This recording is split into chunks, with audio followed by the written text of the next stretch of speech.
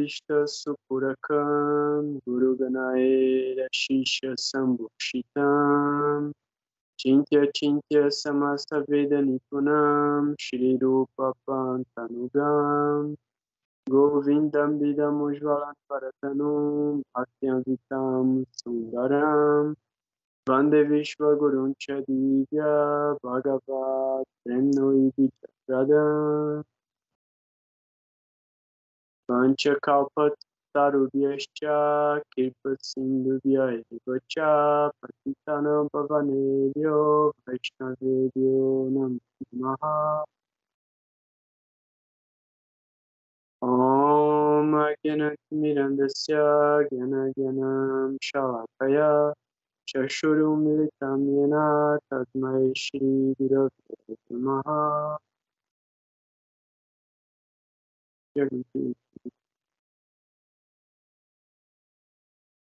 Boa noite a todo mundo.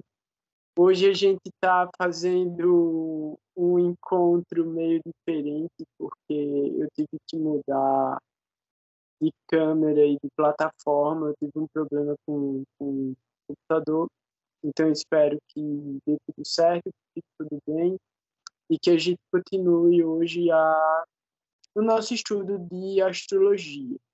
A gente está fazendo a leitura do terceiro canto do Śrīmad Bhagavatam, o capítulo 25, que fala sobre os ensinamentos de Kapiladeva para a mãe dele, Devahuti. E a gente parou no verso 12. Só que aí, antes de fazer a leitura do verso 12, eu vou só recapitular os dois últimos versos, então o verso 10 e o verso 11, porque eles estão diretamente relacionados com o verso 12. E aí lembrar que a gente, na semana passada, leu os comentários de Srila Prabhupada, que são extremamente importantes para o entendimento e aprofundamento desses versos. E a gente tem também, para falar hoje, sobre assuntos muito interessantes relacionados às efemérides e aos calendários que são orientados pelos movimentos celestes, que são os calendários solares e os calendários lunares, que são os calendários originais da civilização. No encontro de hoje, a gente vai continuar a leitura do Śrīmad Bhagavatam, o terceiro canto, o capítulo 25, que fala sobre a explicação de Sankhya Yoga, feita por Kapiladeva para a mãe dele, Devahuti. Nos encontros anteriores, eu citei todo o processo que chegou até aqui, dentro do diálogo de Vidura e Maitreya. Então, o que é que isso quer dizer? Essa história, que eu vou estar lendo ela agora, que é a conversa de Kapiladeva com a mãe dele, está sendo contada de novo por Maitreya para Vidura.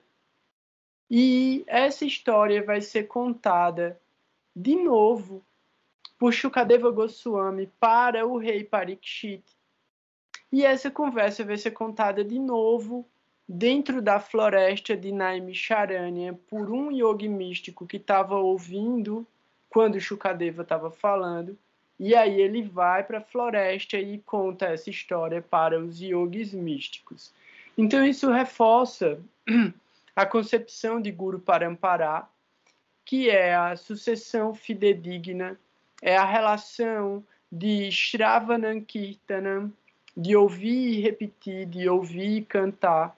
Então a gente entende que toda filosofia ela foi transmitida dessa maneira, oralmente, através de mestre e discípulo, e isso fica muito claro através da narrativa do Śrīmad Bhagavatam.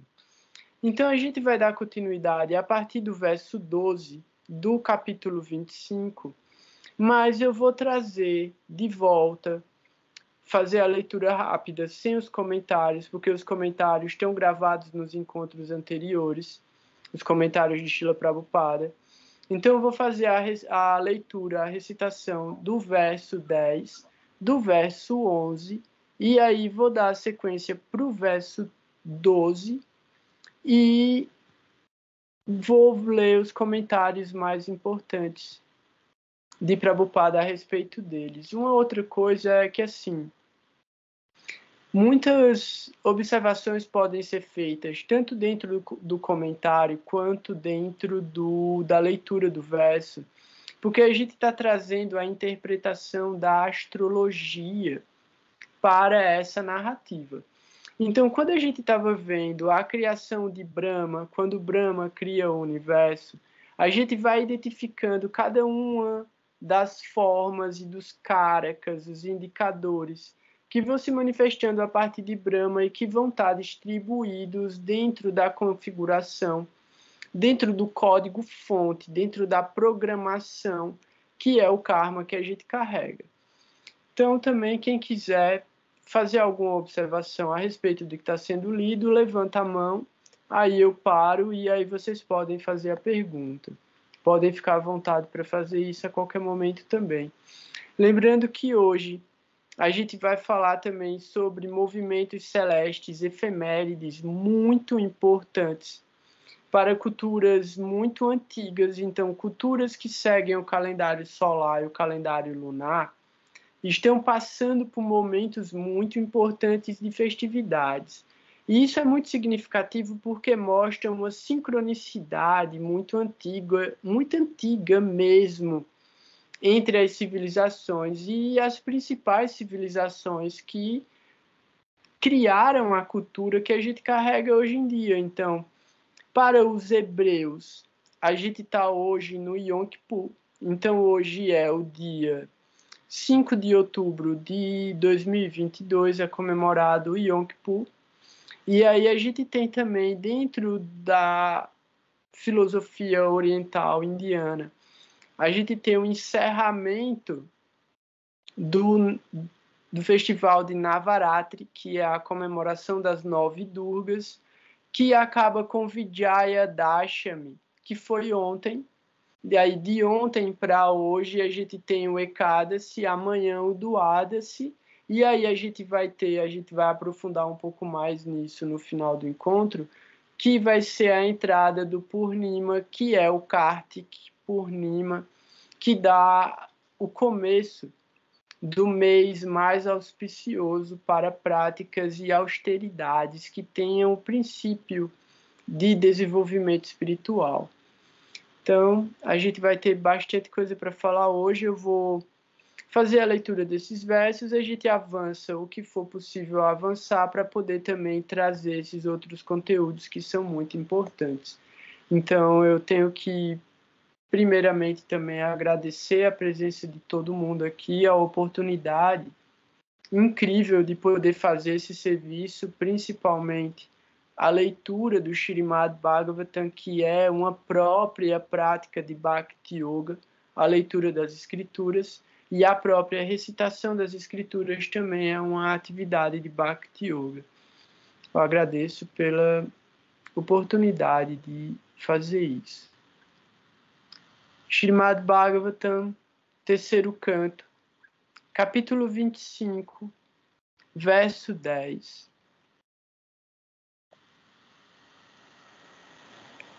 Devahuti falando para o filho, que é uma criancinha, só que ela já identificou a grande personalidade que é o filho, então ela trata o filho com extremo respeito e devoção mesmo, porque o filho de Devahuti, Kapiladeva, é uma encarnação da Suprema Personalidade de Deus, como a gente viu nas 2 últimas semanas, a descrição a respeito dele e do aparecimento dele e a função dele como um avatar que vem para esse mundo para restabelecer os princípios da religiosidade.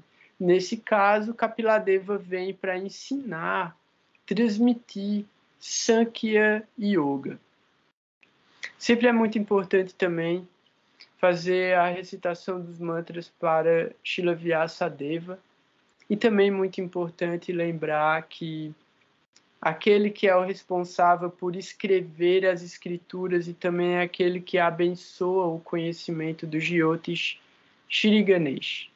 Então, Om Namo Bhagavate Vasudevaya, Om Namo Bhagavate Vasudevaya. Om Namo Bhagavate Vasudevaya. Ganganapataye Namaha. Ganganapataye Namaha.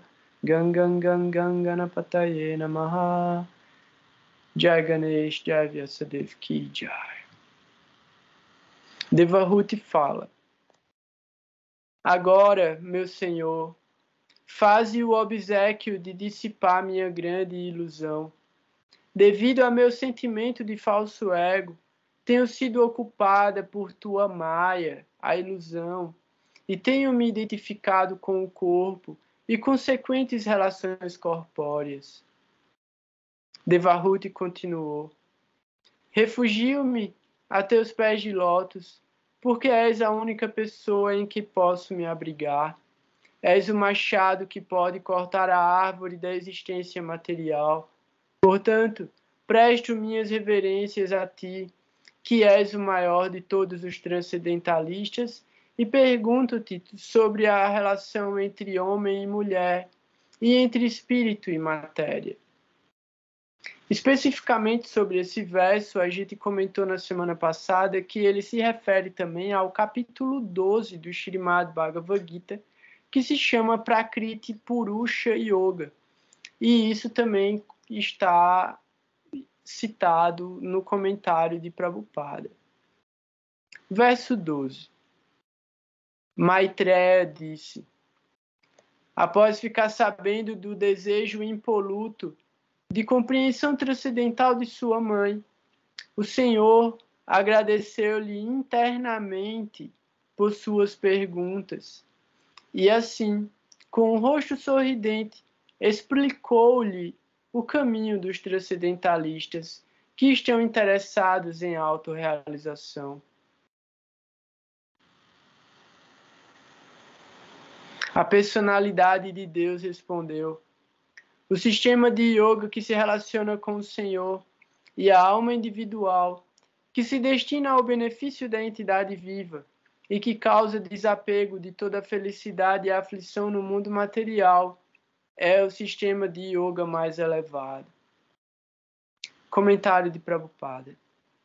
No mundo material, todos vivem tentando obter alguma felicidade material. Mas, assim que obtemos alguma felicidade material, ela também vem acompanhada de aflição material. No mundo material não se pode ter felicidade não adulterada. Qualquer espécie de felicidade que se tenha contamina-se pela aflição também. Por exemplo, se quisermos beber leite, teremos que nos dar ao trabalho de manter uma vaca e alimentá-la bem para ela fornecer leite. Beber leite é muito bom, é um prazer também, mas para poder beber leite é preciso submeter-se a muitos incômodos.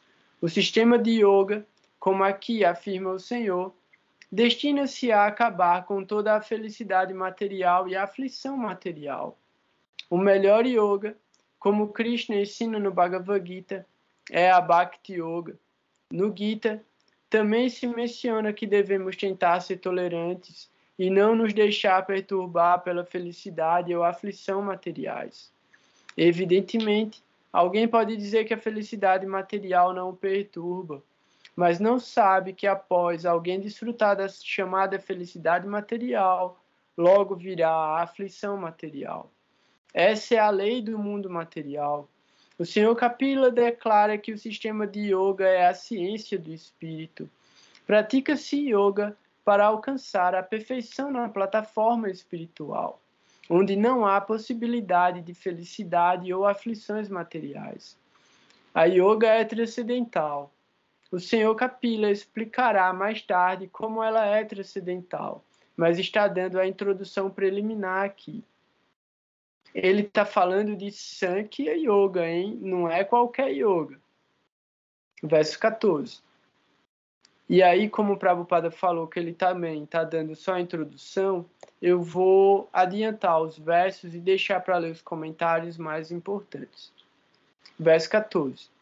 Ó piedosíssima mãe, agora hei de explicar-te o antigo sistema de yoga, que expliquei anteriormente aos grandes sábios.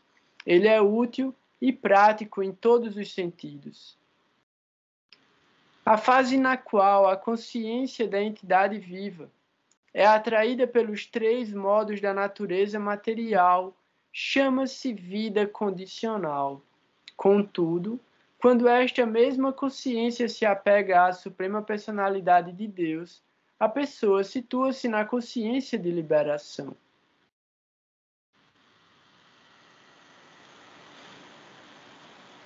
Quando alguém se livra inteiramente das impurezas de luxúria e cobiça, produzidas pela falsa identificação do corpo como eu, e das posses do corpo como minhas, sua mente se purifica. Neste estado puro, ele transcende a fase das supostas felicidade e aflições materiais. Nessa altura, a alma pode ver que é transcendental à existência material e sempre autorrefugente, nunca fragmentada, embora muito diminuta em tamanho. Esse comentário é interessante. E é interessante a gente perceber como esses 3 versos anteriores também, ele está desconstruindo e descrevendo a realidade material e mostrando que, como humanos, num corpo material, né, então a alma, dentro do corpo material, dentro de um corpo humano, ela é condicionada. Então, simplesmente através do processo de autorrealização é que a gente se estabelece numa posição de buscar pela transcendência, de buscar pela liberação. Quando a gente olha para a concepção de astrologia, a gente tem os 4 pilares da vida e a gente entende que é inevitável dentro de um corpo material a gente executar as atividades desses 4 pilares. Então, Dharma, Artha, Kama e Moksha se manifestam na vida de todas as pessoas, e até de diferentes graus dentro dos próprios animais. Então a gente entende que tem animais que têm que trabalhar, tem animais que têm que se defender e tem animais que de uma certa forma buscam pela liberação, né? Engraçado que tem várias citações e acontecimentos mesmo, fatos de macacos, de elefantes que fazem oferendas nos templos e mesmo aqueles que servem as grandes almas, né? Então, o cachorro de um guru, o gato de um guru, ele está fazendo um serviço ali, né? E está se purificando, está evoluindo também. Então, todas as entidades vivas estão condicionadas aos modos da natureza material. É isso que Kapiladeva está dizendo. E aí, aqui nesse verso, ele traz... Dei uma travadinha aqui no leitor de PDF. Voltou, pronto. Aqui nesse verso, no verso 17, ele fala sobre a natureza da alma, que é Sati Ananda. Então, essa alma ela é sempre autorrefugente, nunca fragmentada, embora muito diminuta em tamanho. Diminuta em tamanho em relação à suprema personalidade de Deus, mas todas as outras, essas almas individuais, elas possuem o mesmo tamanho. E aí o comentário de Prabhupada é o seguinte: no estado de consciência pura ou consciência de Krishna, podemos ver-nos a nós mesmos como partículas diminutas não diferentes do Senhor Supremo.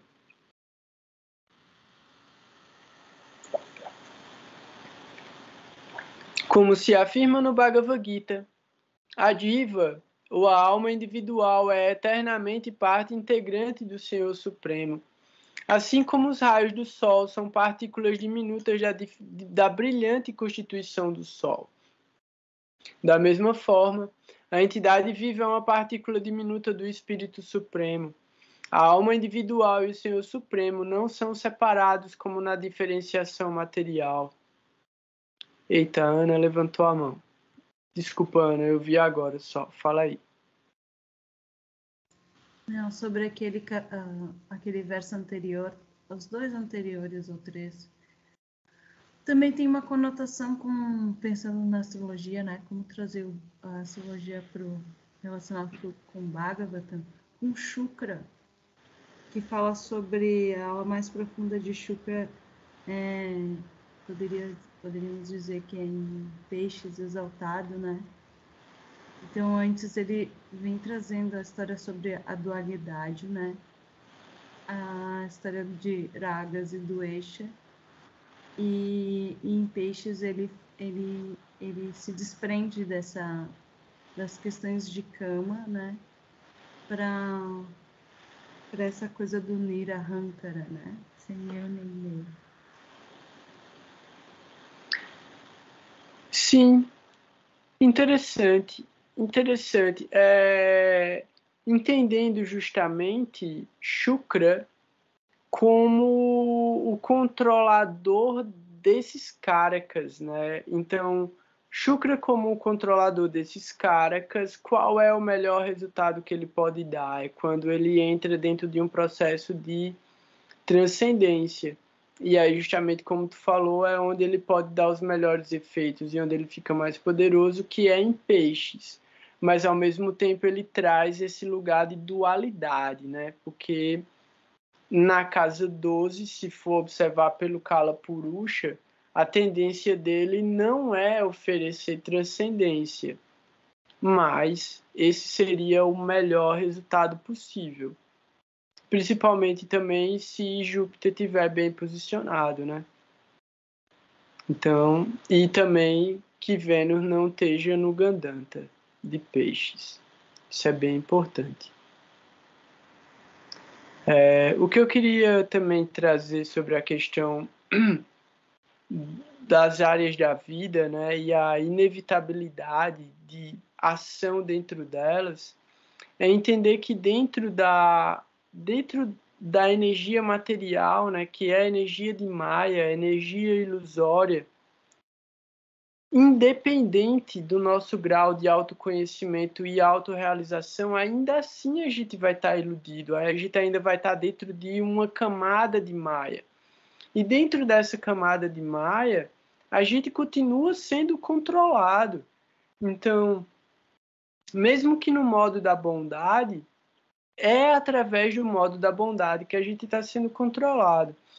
E é onde existem essas duas posições, né? Entendendo que Moksha e Mukti, que são Karakas da casa 12, que falam sobre liberação e transcendência mesmo, a gente entender que quando o processo de Bhakti Yoga está acontecendo, o devoto não está procurando por isso. Ele não está procurando pela casa 12, ele não está procurando pela liberação do samsara. Isso é uma consequência. Ele está procurando por serviço. Então é aí onde a gente vê também uma ativação do trikona de Artha, mas do trikona de Artha relacionado com o trikona de Dharma. Então, a gente sabe também, né, aquele yoga Dharma, Karma, Dipati e Dosha. É quando as nossas ações elas estão alinhadas com o processo de desenvolvimento espiritual. Mas o que é diferente de Karma Kanda? É diferente da execução de atividades materiais para o benefício material. E é diferente de tudo aquilo que a gente faz calculado para garantir resultados que pode ser de bom karma também. Então, aquilo que vai gerar sukriti é a ação desinteressada. Então, é o serviço amoroso e sincero, desinteressado, que vai gerar o processo de desenvolvimento espiritual, desde que ele seja feito também apropriadamente, dentro de uma corrente apropriada. Fala aí, Ana. O eixo 6-12, né? Sim, sim. A oposição, exatamente. Mas aí a gente... aspecto, assim, né? Não necessariamente que a pessoa tenha estudado ou esteja fazendo isso propositadamente, mas ela pode fazer isso intuitivamente também, né?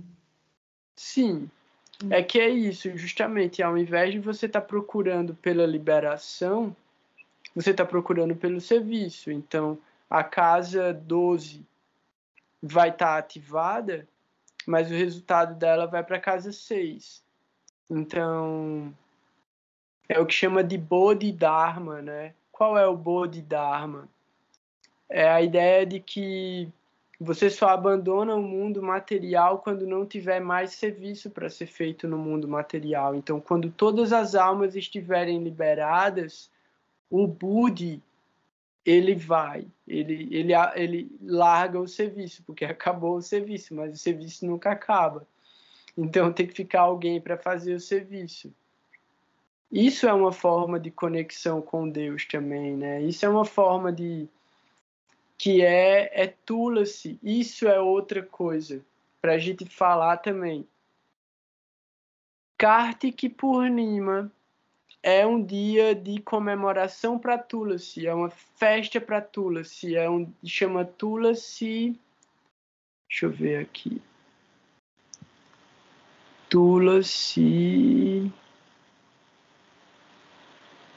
Tá tudo meio difícil hoje.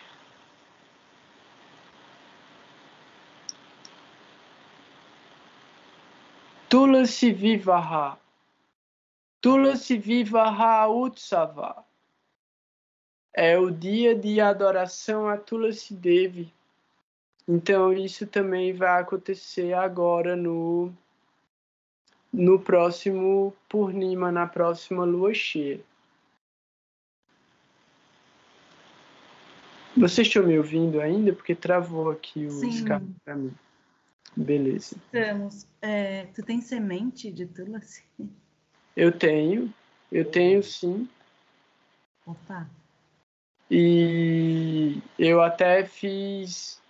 Eu nem poderia dizer isso, mas agora já comecei. Eu fiz uma distribuição de Tulasi. E aí agora tem Tulasi plantada em alguns lugares de Pernambuco, assim, em Recife, Garanhuns, Caruaru. Então, Terrorismo poético. Terrorismo que busca Bhakti, né? Terrorismo devocional, de certa forma. Então, eu fico feliz que Tulasi se manifesta, né? Porque ela se manifesta pelo desejo dela. Tipo, aqui eu não consegui ter Tulasi ainda. Eu tô há 5 anos aqui e eu não consegui ter Tulasi ainda aqui. Mas quando ela desejar se manifestar, ela vai se manifestar. Deixa eu ler só até o verso 20. E aí a gente começa a falar um pouco sobre esses trânsitos. Verso 18.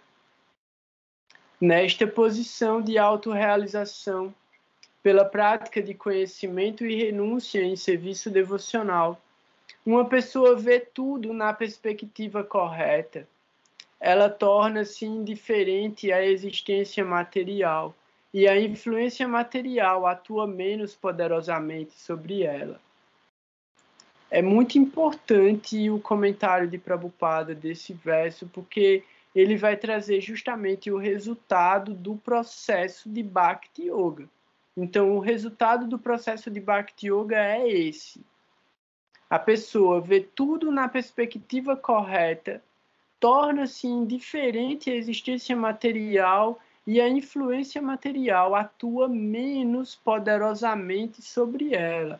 Essas características são muito importantes. Por quê? Porque elas são sintomas. Sintomas de que a prática espiritual está dando certo é aqui. Então, é aquilo que o Madhusudana Maharaj um dia ele falou, né? Tipo, faça do jeito que eu estou dizendo, que eu garanto que vai dar certo. Então, se ele garante, faça. A mesma coisa aqui. Se está dizendo que é desse jeito, então é garantido. Se você fizer o que Kapiladeva está dizendo, você vai chegar nesse lugar. Então, Prabhupada explica. Assim como a contaminação dos germes de uma doença específica pode influenciar uma pessoa mais fraca, analogamente, a influência da natureza material ou da energia ilusória pode atuar sobre a alma mais fraca ou condicionada, mas não sobre a alma liberada. A autorrealização é a posição do estado liberado. Alguém entende sua posição constitucional através do conhecimento e vairagya, renúncia. Sem conhecimento, ninguém pode ter compreensão. A compreensão de que somos infinitesimais partes integrantes do Espírito Supremo faz-nos desapegados da vida material condicional. Este é o começo do serviço devocional. A menos que nos libertemos da contaminação material, não podemos ocupar-nos no serviço devocional ao Senhor. Neste verso, portanto, afirma-se que Jnana Vairagya Yuktena, quando alguém tem pleno conhecimento de sua posição constitucional e está na ordem de vida renunciada, desapegado da atração material, então, através do serviço devocional puro, Bhakti Yuktena, ele pode ocupar-se como servo amoroso do Senhor. Paripashyati significa que ele pode ver tudo em sua perspectiva correta. Então, a influência da natureza material torna-se quase nula. Isto também é confirmado no Bhagavad Gita. Brahma Bhutaha Prashanam-natma. Aquele que é autorrealizado torna-se feliz e livre da influência da natureza material, e neste momento liberta-se da lamentação e da ansiedade. O Senhor afirma que esta posição é Mad Bhaktin Labate Param, o verdadeiro estado de principiante no serviço devocional. De forma semelhante, no Narada Pancharatra, confirma-se que, quando os sentidos se purificam, pode-se ocupá-los no serviço devocional ao Senhor. Quem está apegado à contaminação material não pode ser devoto. Verso 19. Nenhuma classe de yogi pode alcançar a perfeição em autorrealização, a não ser que se ocupe em serviço devocional à Suprema Personalidade de Deus, pois este é o único caminho auspicioso.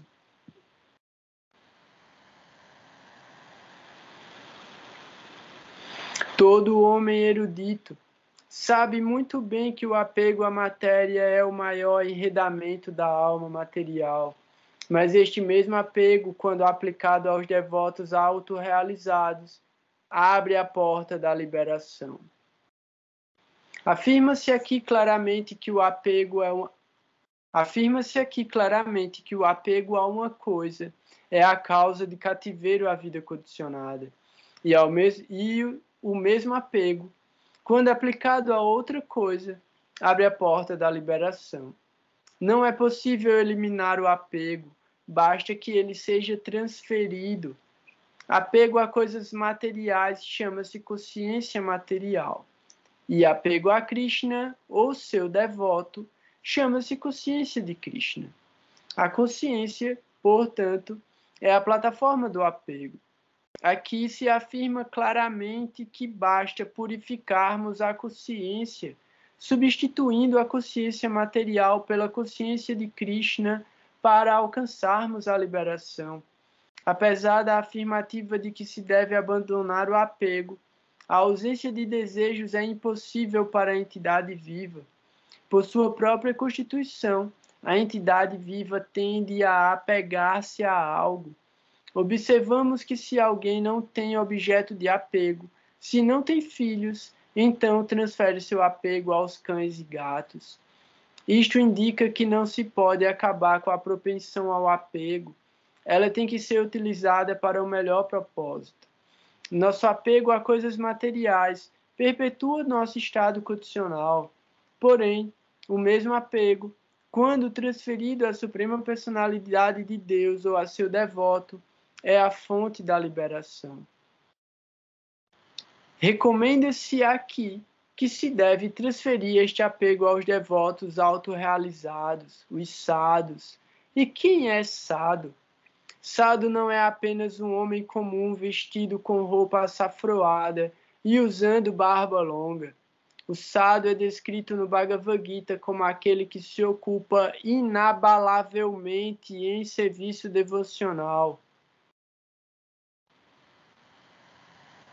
Olha só, vamos ler isso aqui de novo, que é extremamente importante, hein? Sadhu não é apenas um homem comum, vestido com roupa açafroada e usando barba longa. Ele pode não ter barba também, hein? O sadhu é descrito no Bhagavad Gita como aquele que se ocupa inabalavelmente em serviço devocional. Mesmo que se observe que alguém não segue as estritas regras e regulações do serviço devocional, se ele simplesmente tem fé inabalável em Krishna, a pessoa suprema, deve ser considerado um sadhu. Sadhu eva samantavyaha. O sadhu é seguidor estrito do serviço devocional. Nesta passagem, recomenda-se que se alguém deseja realmente compreender Brahman, ou a perfeição espiritual, deve transferir seu apego ao sadhu ou devoto. O Senhor Chaitanya também confirmou isto. Lavamatra sadhu sanghe sarva siddhaya. Simplesmente por um momento de associação com o sadhu, pode-se alcançar a perfeição. Mahatma é sinônimo de sadhu. Disse que o serviço ao Mahatma, ou devoto elevado do Senhor, é Dwaram Mahu Vimukte, a estrada real da liberação. Mahat Sevam Dwaram Mahu Vimukte Tamo Dwaram Yoshitam Sangi Sangam. Bhagavatam, 5º canto, capítulo 5, verso 2. Prestar serviço aos materialistas tem o efeito oposto. Se alguém presta serviço a um materialista grosseiro ou a uma pessoa ocupada apenas com o gozo dos sentidos, então, pela associação com tal pessoa, abre-se a porta que leva ao inferno. O mesmo princípio é confirmado aqui. Apego a um devoto é apego ao serviço do Senhor, porque se alguém se associar com o sadhu, o resultado será que o sadhu ensinar-lhe-á como se tornar um devoto, adorador e servo sincero do Senhor. Essas são as dádivas de um sadhu. Se queremos nos associar com o sadhu, não podemos esperar que ele nos dê instruções sobre como melhorar a nossa condição material, mas ele dá-nos-á instruções sobre como cortar o nó da contaminação da atração material e como elevar-nos em serviço devocional. Este é o resultado de associar-se com o sadhu. Antes de mais nada, Kapila Muni ensina que o caminho da liberação começa com tal associação. Esse foi o comentário para o verso 20. Então, alguém quer que eu continue lendo ou a gente entra agora para falar um pouco sobre essas efemérides? Alguém quer fazer algum comentário? Continua mais um pouco. Beleza. Tem ali naquele comentário quase que uma dica aí de como vencer um Dananta. Ali quando ele fala desatar de novo. Sim. O que, resumindo tudo, todos os malefícios causados pelo mau karma que a gente carrega são eliminados pela boa associação ou pela associação com o santo, né? Então, se você tiver um instante de associação com uma pessoa santa, talvez isso libere você. E uma das coisas, né, que eu falei antes, o devoto, ele não está buscando pela liberação, nesse sentido de liberação para o Brahman. Um devoto não quer ir para o Brahman, o devoto não quer ir para o lugar impessoal, o devoto quer ir para o lugar pessoal, para fazer serviço. Então, mesmo em Vrindavana, que aí seria a meta última, o devoto está buscando por algum serviço lá.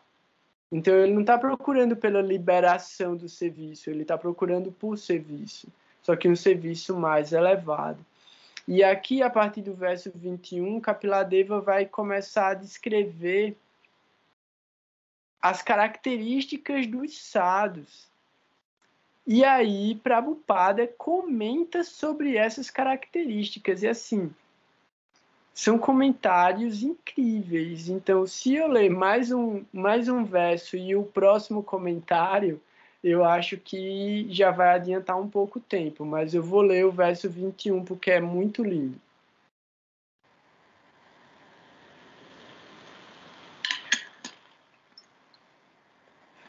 Verso 21.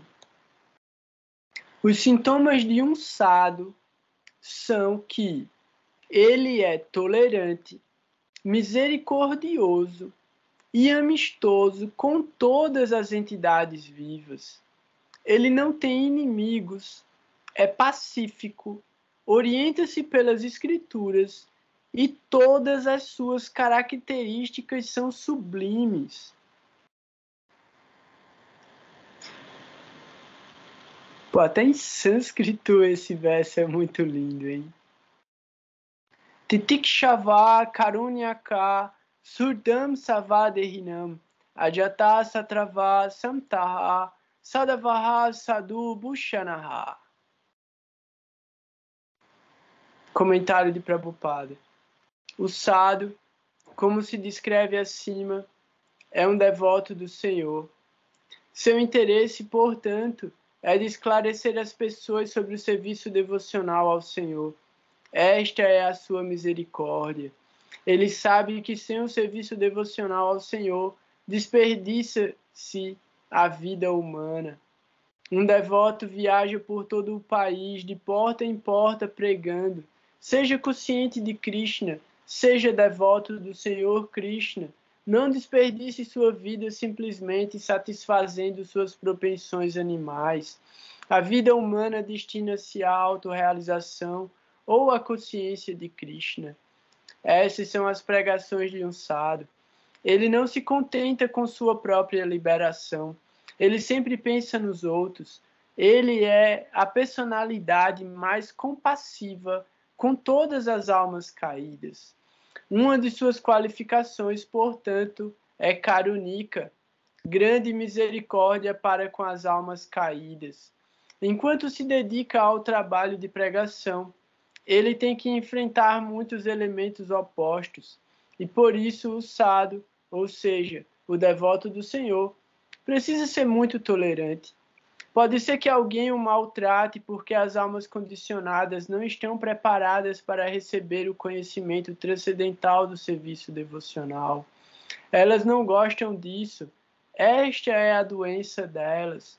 O sadhu tem a tarefa ingrata de convencê-las da importância do serviço devocional. Às vezes, os devotos são pessoalmente atacados com violência. O Senhor Jesus Cristo foi crucificado. Haridas Thakur foi arrastado a chicotadas por 22 mercados. E o principal assistente do Senhor Chaitanya, Nityananda, foi violentamente atacado por Jagai Madai. Porém, apesar disso, eles foram tolerantes porque sua missão era liberar as almas caídas. Uma das qualificações do sadhu é que ele é muito tolerante e misericordioso com todas as almas caídas. Ele é misericordioso porque é o bem-querente de todas as entidades vivas. Ele não é apenas um bem-querente da sociedade humana, como também um bem-querente da sociedade animal. Aqui se diz Sarva Dehinam, que indica todas as entidades vivas que aceitaram corpos materiais. Não só o ser humano tem um corpo material, mas também outras entidades vivas, como cães e gatos, têm corpos materiais. O devoto do Senhor é misericordioso com todos, os cães, os gatos, as árvores, etc. Ele trata todas as entidades vivas de maneira que elas possam finalmente obter a salvação desse enredamento material. Shivananda Sena, um dos discípulos do Senhor Chaitanya, deu liberação a um cão ao tratar o cão transcendentalmente. Há muitos casos de cães que obtiveram a salvação por associarem-se com o sadhu, porque o sadhu dedica-se às mais elevadas atividades filantrópicas para abençoar todas as entidades vivas. Todavia, embora um sadhu não seja hostil contra ninguém, o mundo é tão ingrato que mesmo um sadhu tem muitos inimigos. Qual é a diferença entre um inimigo e um amigo? A diferença está no comportamento.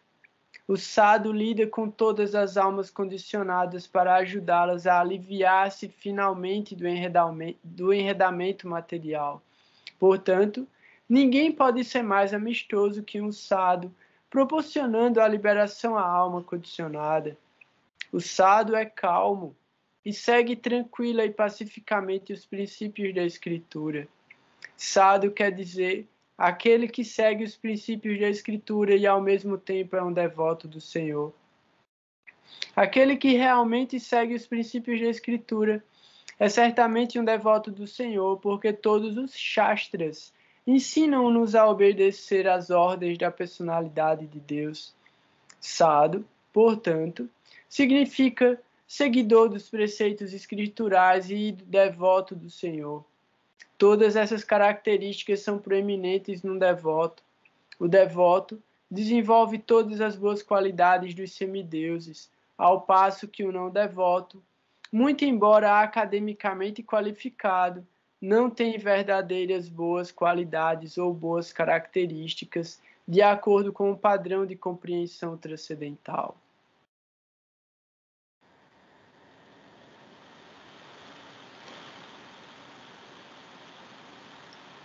Só o verso 22, é porque eu vou ter que ler o comentário também, mas o comentário é menor. Verso 22. Um sadhu, assim, ocupa-se indesviável e solidamente em serviço devocional ao Senhor. Pela causa do Senhor, ele renuncia a todas as outras ligações, tais como relações familiares e amistosas no mundo. Comentário de Prabhupada. Uma pessoa na ordem de vida renunciada, um sannyasi, também é chamada de sadhu, porque renuncia a tudo: seu lar, seu conforto, seus amigos, seus parentes e seus deveres com amigos e com a família. Ele renuncia a tudo pela causa da Suprema Personalidade de Deus. De um modo geral, o sannyasi pertence à ordem de vida renunciada, mas sua renúncia só será exitosa quando sua energia for empregada a serviço do Senhor com muita austeridade. Por isso aqui se diz que Bhaktin Kurvanti Ye Dridham, aquele que se ocupa seriamente a serviço do Senhor e está na ordem de vida renunciada é um sadhu. Sadhu é aquele que abandonou toda a responsabilidade com a sociedade, família e humanitarismo mundano, simplesmente em nome do serviço ao Senhor.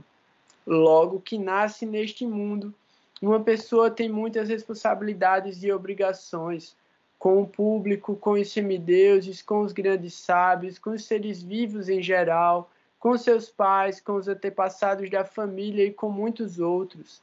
Ao abandonar todas essas obrigações pela causa do serviço ao Senhor Supremo, ela não é punida por tal renúncia à obrigação. Porém, se uma pessoa renunciar a todas essas obrigações em nome do gozo dos sentidos, ela será castigada pela lei da natureza. Esse foi o comentário de Prabhupada para o verso 22. Então a gente pode dar continuidade do verso 23 em diante a partir da semana que vem.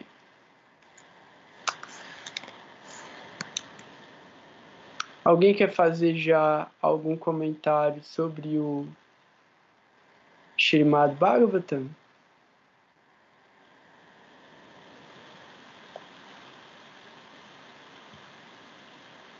Não?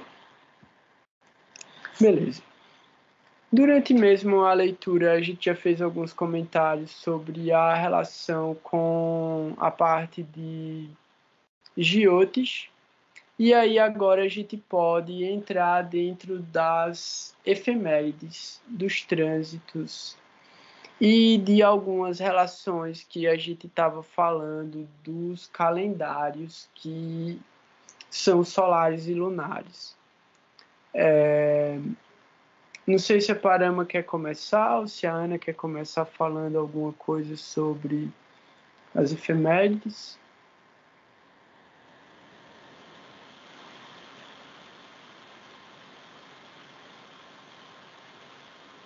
Oi.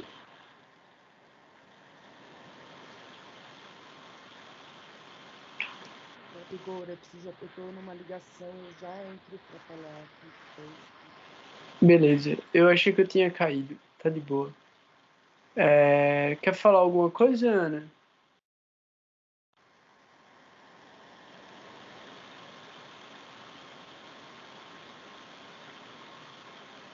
Acho que vai ser caso de continuar lendo, tá?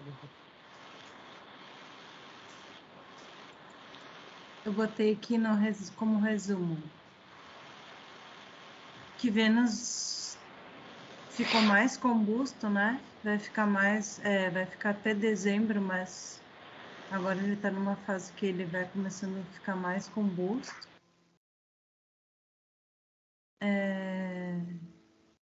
A Lua com Saturno, deixa eu ver que dia é hoje, quarta. Hoje, né? Ontem e uma parte de anteontem. Ele está já em Capricórnio, mas hoje ele está passando mesmo com a Lua. E no final de semana, o contraste disso, né? Dia 8 e 9, e um pedaço do dia... Não, 8 e 9, e um pedaço do dia 10, né? Vai ficar de madrugada, digamos assim. A Lua com Júpiter, sendo que no dia 9 vai ser Lua cheia. E aí, como exercício, a gente pode observar isso, por exemplo, como fica o nosso humor, né? Com Saturno, com a Lua com Saturno, e como fica com Júpiter. O quanto muda, o quanto a gente fica mais sério, mais resoluto ou mais triste, quanto a gente fica mais leve, mais... É legal observar e também entender que isso pode ser uma forma de a gente se programar da próxima vez que a Lua passar por Saturno, de resolver coisas mais sérias, às vezes mais burocráticas, que a gente precisa estar menos emotivo, digamos assim.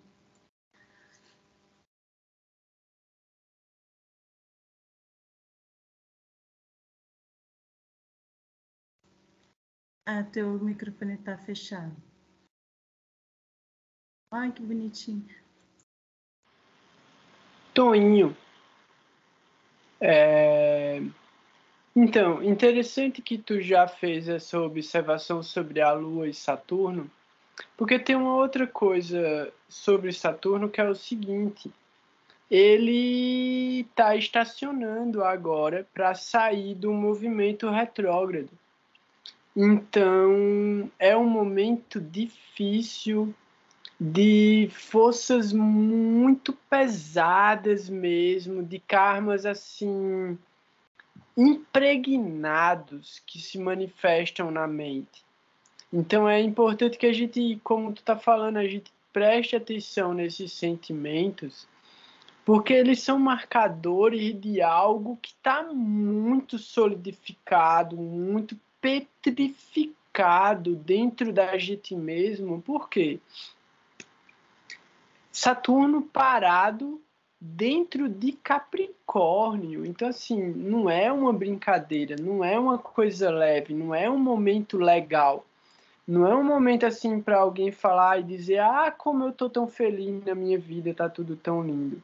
Assim, pesado, e aí ele tá no Pada 1 de Danista. Então, assim, Danista não é brincadeira, Danista é Marte, Danista é iradinha, agoniada, ela gosta do passo acelerado. Então, assim, quando a gente imagina, né? Eu nem gosto muito dessas analogias porque elas trazem memórias muito bizarras, mas tambores no campo de batalha. Isso é danista. Então, quando os tambores começam no campo de batalha, quando a galera começa a puxar as cornetas, as trombetas, né? As trombetas, quando fala, tipo, vamos ouvir as trombetas do Apocalipse. A galera acha que é essas trombetinhas de ferro compridinhas. Não é isso. Isso é uma falha de tradução. São os búzios. São as conchas que são tocadas. Essas são as trombetas que falam no Apocalipse. Então, assim, esses búzios que são cantados para invocar os deuses para o campo de batalha. Então, a gente está vivendo, interessantemente, o resultado dessa batida de tambor, dessa invocação auspiciosa dos búzios, que é uma mobilização. Mas aí, materialmente iludidos, acreditamos que essa mobilização é uma mobilização política e ideológica. Em última análise, ela não é. A gente está realmente profundamente indignado com o processo social e político que a gente está vivendo, mas isso é transitório, isso é ilusório. A gente está, mais uma vez, como Arjuna no primeiro capítulo do Gita, lamentando pelo que está acontecendo e pelo que vai acontecer no campo de batalha. E aí Krishna já dá na cara dele assim, véi, deixa de ser mané. Todos aqui já estão mortos. Tudo que vai acontecer aqui vai acontecer inevitavelmente. Cumpra com o seu dever. Quando a gente traz essa ideia, tipo, a gente está se mobilizando pelo quê? A gente tem que se mobilizar pela nossa vida espiritual.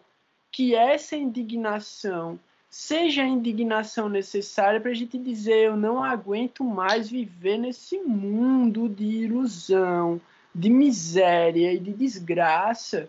Eu quero ir para um plano transcendental, eu quero viver com Krishna.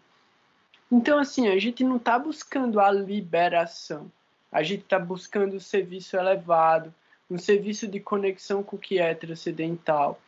Então, a gente tem que entender justamente isso.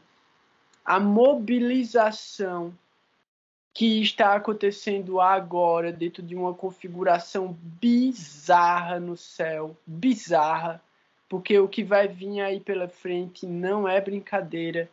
Esses eclipses vão ser assim cabulosíssimos dentro de uma estrutura que já está pesada e complicada, de um processo que não foi nada fácil nos últimos 2 anos. Então, é muito importante que a gente fique atento para o que Krishna, para o que Prabhupada, para o que Maitreya, para o que Kapiladeva estão tentando ensinar, né? Bhakti Yoga. Se mobilize para salvar a sua alma. Isso é o mais importante. Então, o exército que a gente busca é o exército de Bhakti Yoga, é o exército de Chaitanya Mahaprabhu, e como Srila Acharya Maharaj falava, né? Nossas armas são a midanga e as cártalas. Então, a nossa munição é os santos nomes. É isso que a gente tem para lutar nessa guerra. E é muito maluco, porque realmente Marte, ele está se sentindo mobilizado para o campo de batalha. O que ele quer é arrancar cabeças. Mas aí o que é que Nityananda fala para o Sr. Chaitanya? Nessa encarnação você não veio para matar demônios, você veio para ensinar eles a serem devotos. Então, se Mahaprabhu veio para isso, a gente só pode ajudar ele, né? Porque a gente é um desses demônios que ele veio para resgatar. Essa é a verdadeira posição que a gente tem que entender, né? Se a gente ainda está aqui. É porque a gente tem muita coisa para se purificar e para trabalhar e para poder evoluir.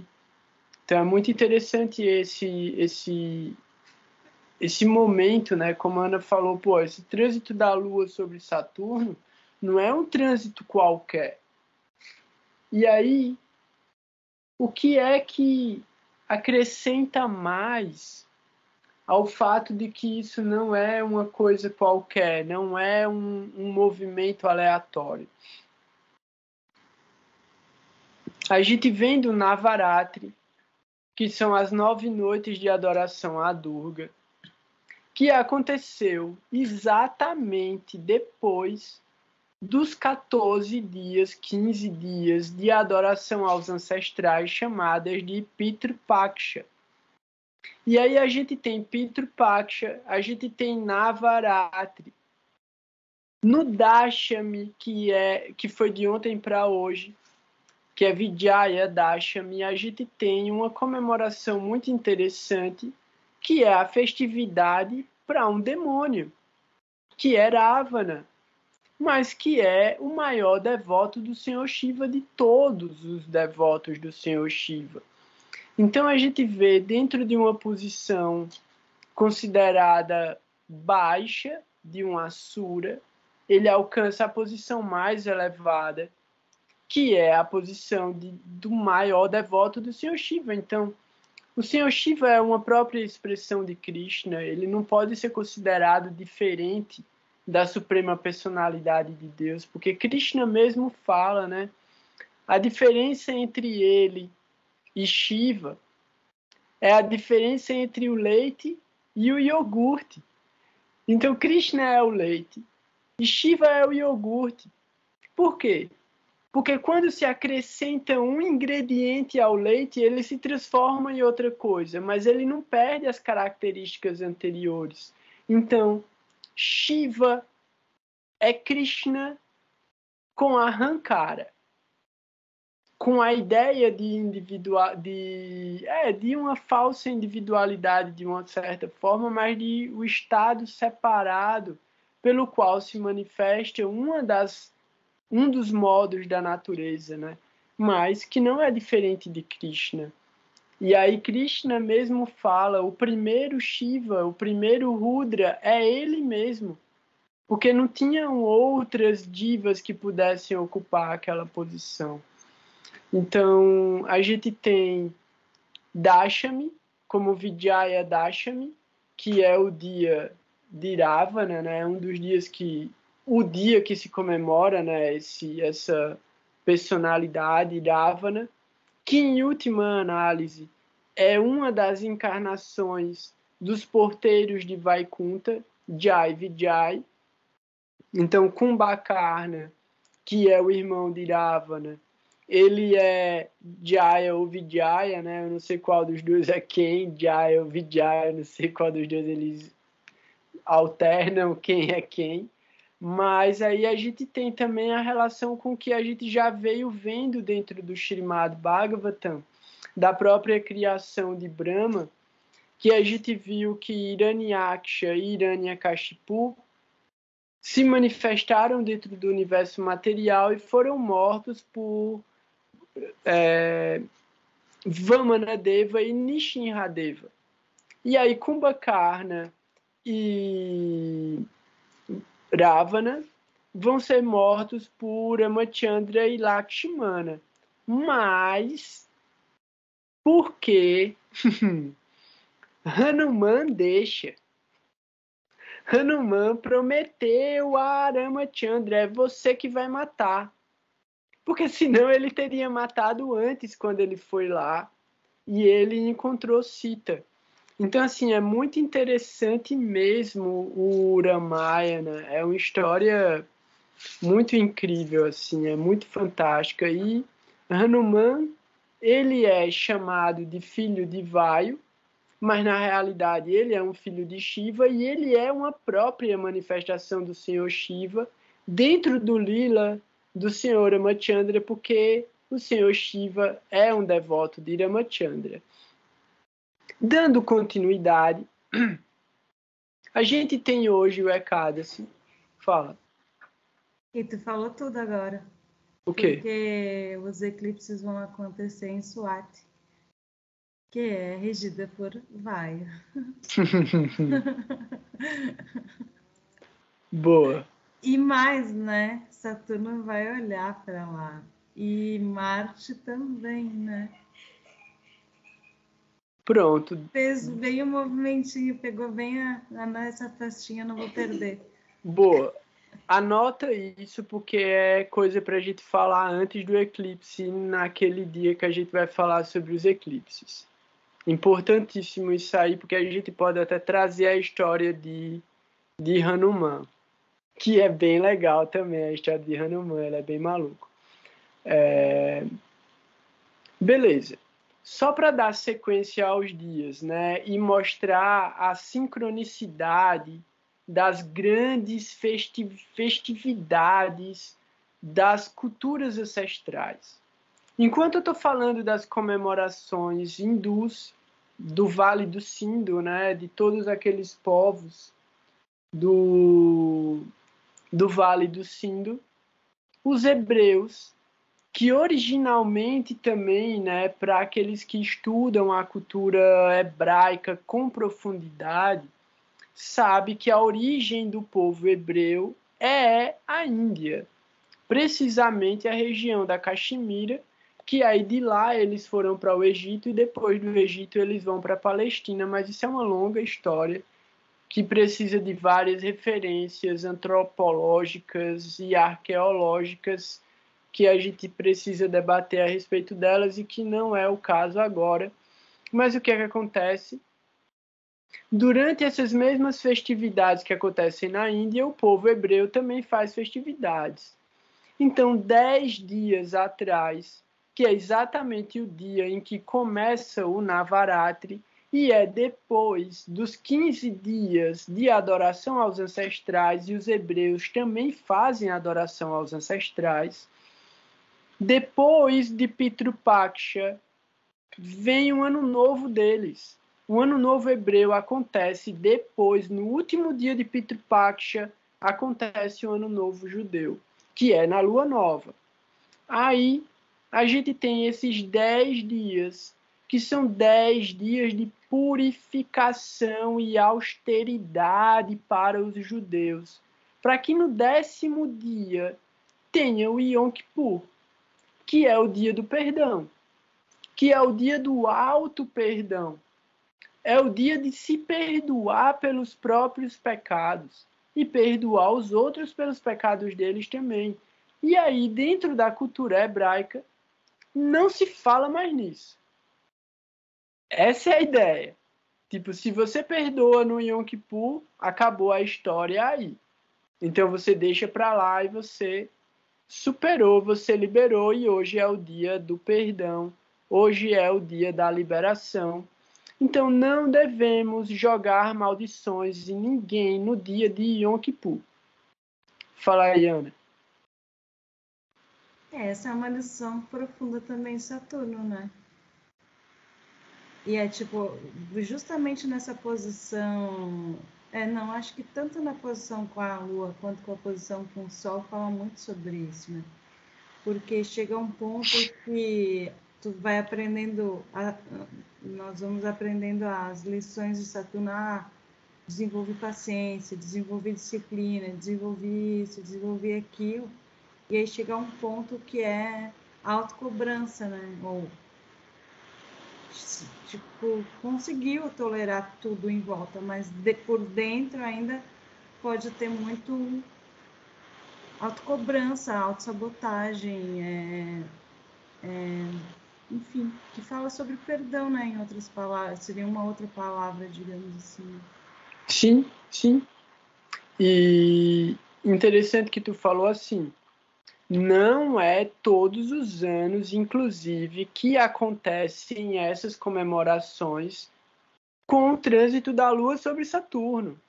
E com o trânsito da Lua sobre Saturno estacionado em Danista, véi, eu não sei quando isso aconteceu, mas pode não ter sido nessa calpa, né? Nessa Yuga, eu não sei. Deve ter sido, mas há muitos, tipo, putz, alguns 1000 anos atrás, fácil. Pelo menos não acontece há 30 anos, né? Mas é porque tem que levar em consideração a posição do Sol também. Então, assim, essa configuração, 30 anos, beleza. Mas o Sol ia ser diferente. Os olhares, essa parada toda ia ser diferente. E esse negócio do perdão. E perdão sobre a ação que a gente fez, né? Então tem muito a ver com Marte também. Muito interessante, né? Sim, total. E aí o que é que acontece, né? Dando sequência... Oi?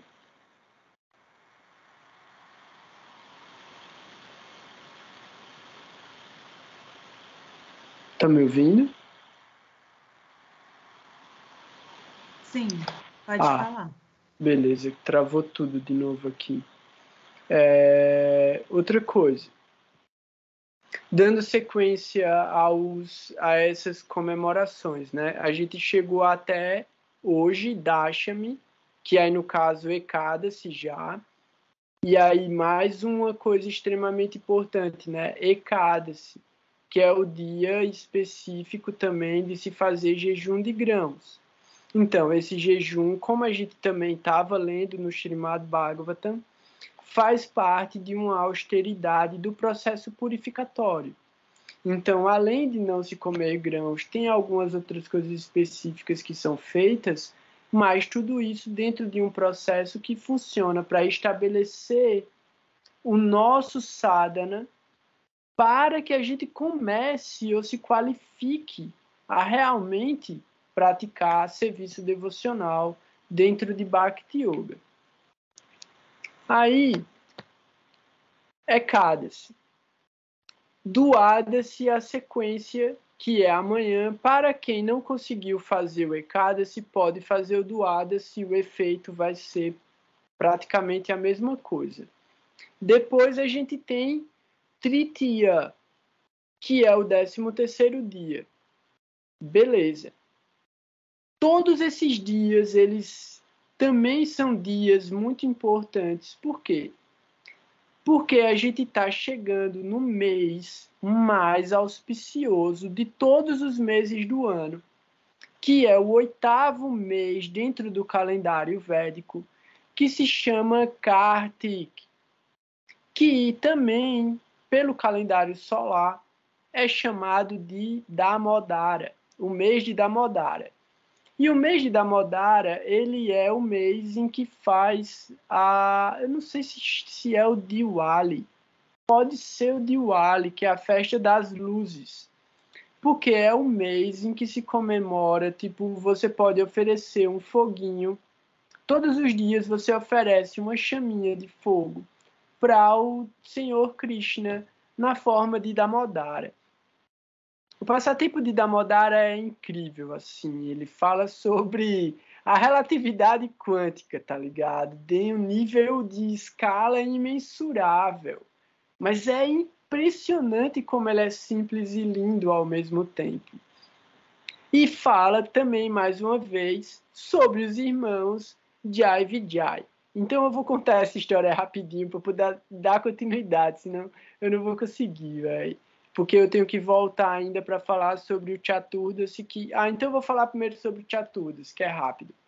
Porque aí eu falo sobre o Purnima, que é o Purnima Kartik Purnima. Especificamente, eu vou até ver o nome dessa festa. Deixa eu ver se está aqui. Pronto. É isso. O Chaturdasi, que antecede o Purnima de Kartika, se chama Vaikunta Chaturdasi. E esse Chaturdasi chamado Vaikunta, ele fala sobre um dia de adoração em que o próprio Vishnu fez um puja para o Senhor Shiva.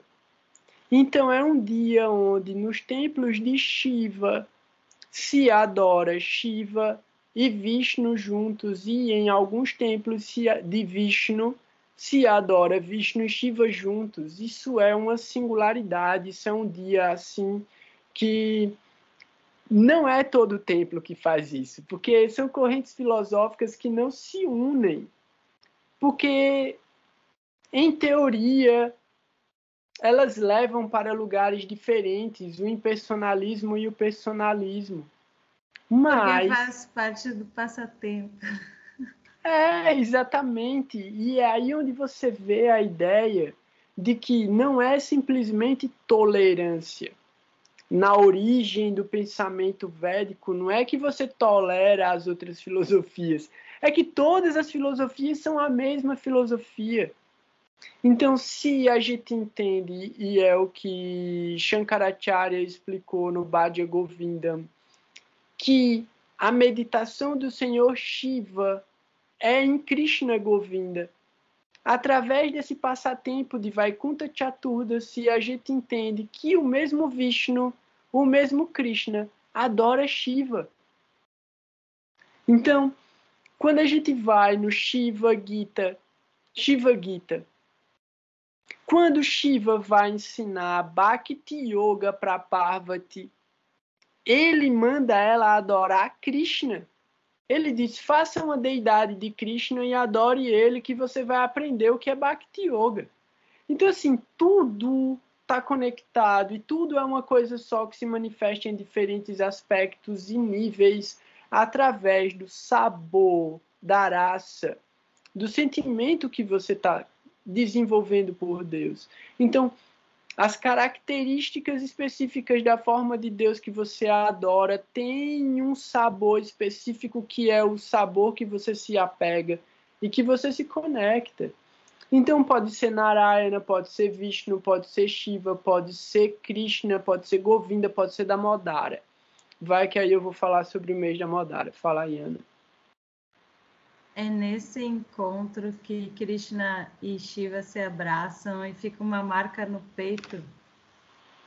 Shrivatsa. No peito de Krishna, de Vishnu, né? Que aí é o que diferencia ele de todos os outros Vishnus ou Narayanas de Vaikunta. Porque em Vaikunta todas as almas têm o corpo igual ao corpo de Narayana. A única diferença é a marca Shrivatsa, que só Narayana tem no peito. Só Vishnu tem, né, essa marca Shrivatsa. E tem um templo na Bengala, lá perto do Navadvip, que a gente visita ele nos parikramas, que se chama Harihara. É o templo de Harihara. E é uma deidade dividida no meio. De um lado é Shiva, do outro lado é Krishna. Você vai ver, mas que doideira é essa? Quando eu fui lá a primeira vez, eu não entendi nada. Eu falei, meu, que é isso, velho? Essa galera é maluca. Como é que eles fazem um negócio desse? É num lugar muito louco, do lado de uma ramificação do Ganges. E aí você não entende como é que pode ter um lugar tão bucólico assim, no meio de uma Babilônia tão grande, tá ligado? E é um lugar... Navadvip é muito maluco. Aquele lugar é muito doido, assim. Você, tipo, faz os parikramas, você cai num lugar que você não acredita, assim. Tipo, plantações de arroz, assim, que some. Você fala, meu irmão, como é que os caras conseguem fazer isso aqui? E aí depois você cai no meio do caos, poeira, fumaceira, gritaria, doideira, vaca, cachorro, rickshaw, criança, cobra no meio da rua. Isso aqui é tudo muito maluco. Mas vamos lá. Kartik Purnima. Krishna, no Bhagavad Gita, ele fala que dos meses do ano, ele é o mês de Mrigashira, Margashisha. E aí, o mês anterior é o mês de Radharani, Kartik. Por quê? Shileshidhara Maharaj, eu vou compartilhar isso no grupo quando eu fechar aqui, porque se eu mexer qualquer coisa vai travar tudo de novo. Eu vou colocar no grupo um link do site da missão que tem a explicação de Shileshidhara Maharaj para o dia para o mês de Kartika. E aí fala que tem uma relação com crítica, com a nakshatra crítica, mas Kartika é o nome da mãe de Radharani. Então tem uma relação tanto com Kartikeya, porque Kartikeya é o filho das críticas e aí o mês se chama Kartika, como tem uma ligação com Radharani. E aí, por ser o mês que antecede o mês que Krishna diz que é o dele, sendo o mês de Radharani que ela quer oferecer para Krishna, todas as atividades executadas no mês de Kartika, elas acumulam méritos espirituais. Porque é como se você estivesse fazendo diretamente para Radharani. Mas qual é o passatempo de Krishna que dá nome a esse mês solar? Damodara. O Mohan sabe, a Parama sabe, eu acho que a Ana sabe também o passatempo de Damodara, mas eu vou contar. E aí, caso vocês queiram acrescentar alguma coisa que eu não fale, aí vocês falam. O que acontece? Fala aí, Ana. Já, antes de eu começar a falar, a galera já quer tipo, me corrigir. Não, Então, o mês de Damodara, o Sol sempre vai estar debilitado? Quer dizer, se não tiver uma intervenção. É quando o Sol transita por Libra. É quando o Sol transita por Libra, exatamente. Vamos só ver um negócio aqui. É que eu teria que gerar o mapa do dia. Quando que é? Purnima é dia 7? Ou dia 8? Dia 9. Dia 9.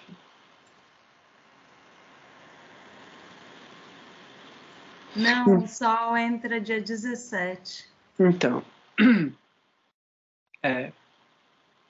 É outra coisa. É por causa da Lua mesmo.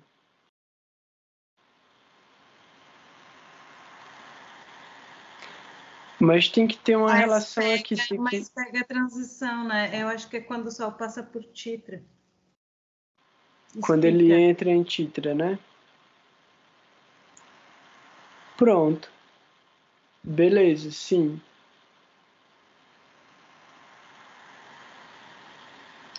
É isso aí. É isso aí. É isso aí, é exatamente isso. Porque no dia 10 ele está em Chitra. É interessante essa questão, né? De ser um mês auspicioso e o Sol tá debilitado. É interessante. A gente pode fazer essa avaliação depois com mais tempo, porque levando em consideração aquele astrólogo que tu citou lá no grupo, planetas debilitados são muito bons. Podem dar resultados melhores, inclusive. Então, isso faz muito sentido. O que acontece da Damodara? Krishna é um menino muito bom, um menino muito feliz, um menino com muita energia e um menino pequeno. Ele é uma criança. Ele é uma criancinha. Deve estar o quê? Com 5 anos de idade, 5 para 6 anos de idade, quando acontece o passatempo de Damodara. Então, Krishna, que é um pastorzinho de vaca, só que ele cuida especificamente dos bezerros com os amigos dele. Ele tem o tempo livre dele de se divertir, de brincar. Ele ainda é muito pequeno, né? Ele está com 5, 6 anos, então ele ainda não está pastoreando vaca. Como ele não tem essa ocupação de pastorear vaca, ele tem muito tempo livre, né? Ele tem o dia inteiro dele livre para curtir a vida dele. ele se junta com um bando de macaco, uma milícia de macaco, para invadir a casa das pessoas para roubar. Então, é isso que Krishna faz. Ele é pequeno, ele é bonitinho, todo mundo gosta dele, ele se junta com os macacos, invade a galera e vai roubar manteiga, vai roubar iogurte, e não satisfeito, ele quebra todos os potes de barro que ele encontra. Sendo que todas as vezes ele é pego em flagrante, porque ele não tá nem aí. Ele não tá nem aí, tipo, velho, eu vou fazer o que eu quiser mesmo, e não interessa se você gosta ou se você não gosta. E aí a dona da casa sempre pega ele. Só que ele é Krishna.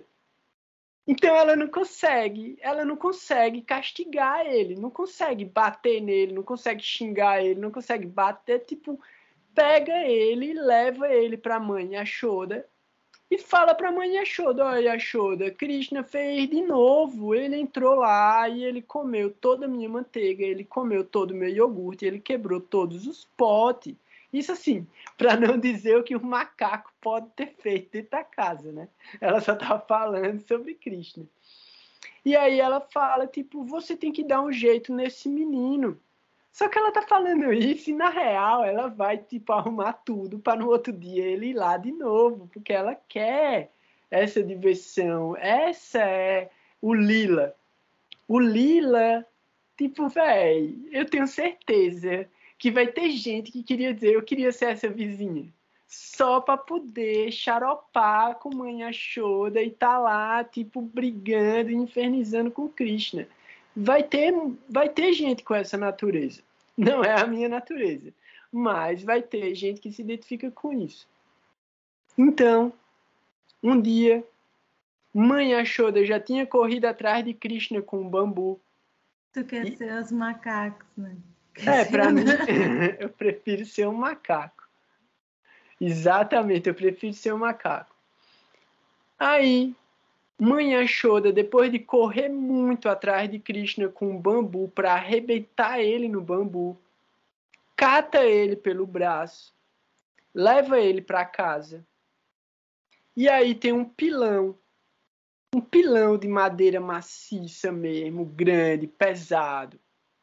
Ela pega uma corda e ela faz, eu vou amarrar você nesse pilão e eu quero ver você sair da minha frente.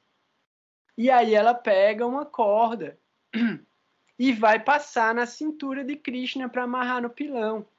Quando ela passa a corda na cintura de Krishna, fica faltando 2 dedos para ela conseguir dar um nó. Aí ela pega outra corda, amarra, junta com essa corda e passa na cintura de Krishna, fica faltando 2 dedos. Aí ela pega outra corda, amarra na corda e vai passar na cintura de Krishna, fica faltando 2 dedos. Depois dela pegar todas as cordas que ela tinha dentro de casa e pegou o lençol e transformou o lençol numa corda, pegou o sari dela de 9 metros, transformou numa corda, pegou outro sari, transformou numa corda e sempre ficava faltando 2 dedos, 2 dedos, 2 dedos. Ela já não estava entendendo mais o que estava acontecendo. Tipo, como assim? Que cintura de menina é essa que eu não consigo passar com a corda para dar um nó e amarrar ele no pilão? Isso é impossível. Aí quando ela enlouqueceu, aí Krishna balança a cabecinha dele assim, e aí deixa ela amarrar. Aí ela amarra ele, fica satisfeita, né? Porque ela fala, não, isso aqui não é uma criança. Isso aqui não tem condição disso aqui ser um menino. Eu não consigo amarrar ele, não tem lógica. O que é isso? Aí, para ele acalmar ela, não, amarra aí amarra. Amarra ele no pilão. Então, Krishna amarrado no pilão se chama Damodara. Mas qual que é a desse passatempo? Krishna, a suprema personalidade de Deus, se rende ao amor, ao afeto e à devoção da mãe dele. E ao invés dele revelar que ele é a suprema personalidade de Deus e que ele não pode ser castigado e não pode ser limitado, ao invés dele revelar a verdadeira identidade para ela, ele aceita a forma de amor que a mãe dele está transmitindo para ele. Então é uma forma extremamente misericordiosa da suprema personalidade de Deus, que favorece e aceita o nosso serviço inadequado. Então, quando a gente oferece uma chaminha de algodão com manteiga no mês da Modara, ele aceita. Misericordiosamente amarrado no pilão, ele aceita, ele faz, beleza, velho, é isso que você tem para mim, então tá bom, eu vou aceitar. Então, é o mês de Diwali, que é o mês das luzes, em que todos os fogos que são acesos se transformam no fogo sagrado, se forem oferecidos à forma de Krishna como da Modara. Então é uma forma extremamente auspiciosa e misericordiosa, e todas as atividades espirituais praticadas no mês de Damodara, que é o mês de Kartika, favorecem imensuravelmente o nosso processo de evolução espiritual. Só que, não satisfeito de estar amarrado no pilão, ele roda, ele segura na corda e roda o pilão sobre a cabeça dele e derruba duas árvores, que é duas árvores cadamba gigantescas. Ele derruba essas duas árvores com um pilão, batendo com um pilão. E aí, quando essas árvores caem, sai Jai Vijay de dentro, que são os porteiros de Vaikunta. E eles agradecem a Krishna, prestam reverências para ele e voltam para Vaikunta.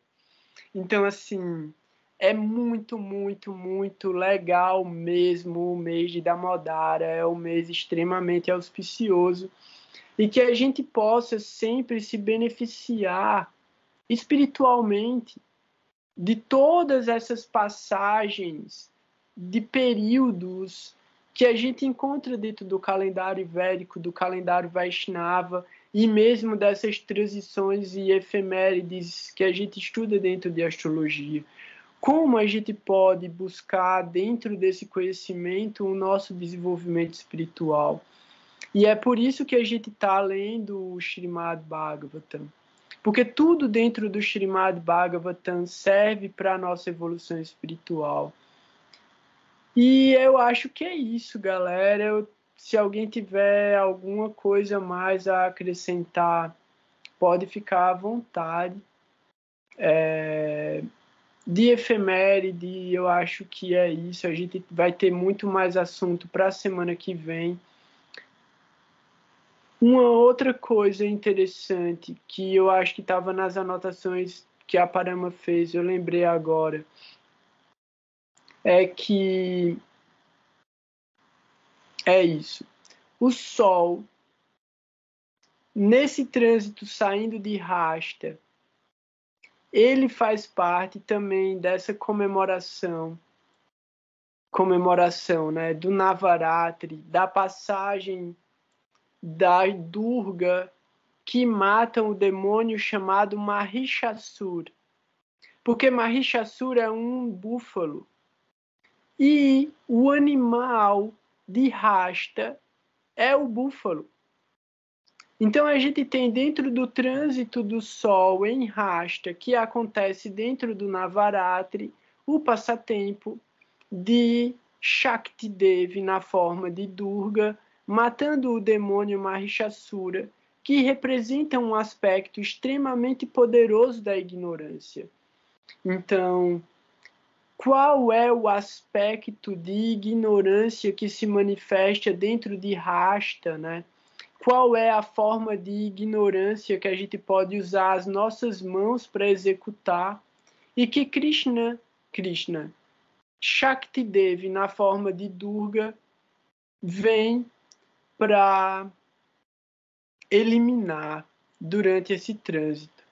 Então, isso era uma outra associação muito interessante, né, do movimento das efemérides, das comemorações e do posicionamento do Sol em relação aos significadores, indicadores e símbolos e representações das nakshatras. Eu acho que isso era a última observação que eu tinha para fazer, que eu consigo me lembrar. A gente já está num horário um pouco avançado. Se alguém tiver alguma consideração a fazer, agora é o momento mais apropriado. Não? E aí, Mohan? Então, Damodara, que eu sabia, era assim, essa é a fase da infância, né, de Krishna, né? Sim. Não que o Damodara seja apenas ele lá amarrado no pilão, mas faz parte dessa idade que ele está ali, né, 5 anos. Damodara é ele criança em geral, né? Que daí também aquela parte que ele come terra. Ali é Damodara também, né? Esse passatempo dele. Filho da peste! Pô, tá ele comendo terra. Ele falou, tô não, manhã. Aí falou, então abre a boca aí. Aí que ele abriu a boca, assim, ela viu o universo inteiro dentro da boca do nenê. Maravilhoso. Então, aula de astrologia. Essa é outra, né? Essa é outra aula. Esse passatempo é muito bom, Mohan. Vamos trazer ele com mais detalhes no próximo encontro. Massa.